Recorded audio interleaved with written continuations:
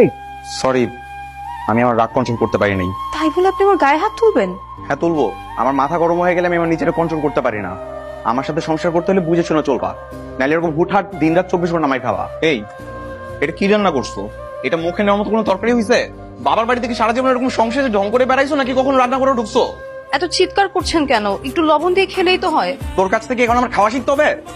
আমি ওর মাথাটা একটু গরম, কিন্তু মনটা কিন্তু ভীষণ ভালো। তুমি কিচ্ছু মনে করো না মা। ও জীবনও ঠিক হবে না মা। কুকুর লেছি কখন দেখছো সোজা হয়? বন্ধু, একটা খবর শুনলাম। কি খবর? আরে বিয়ের পর থেকে প্রতিদিনই নাকি চলছে। আর বলিস না, আগে তো রাগ উঠলে চারটার উপরে ঝাড়তে পারতাম না, আর এখন তো পেয়ে গেছি লাইসেন্স প্রাপ্ত বউ। মেজাজ খারাপ হইলেই মাইস। কেমন আছো মা? আমি ভালো আছি রে, তুই কেমন আছিস মা? আমি ভালো নাই। তুমি এমন একটা ছেলের সাথে আমাকে বিয়ে দিছো যে কথায় কথায় খালি গায়ে হাত তুলে।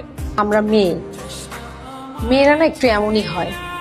মেয়েদের যখন বিয়ে হয়ে যায় না, তখন আসলে নিজের স্বাধীনতা বলে কিছুই থাকে না।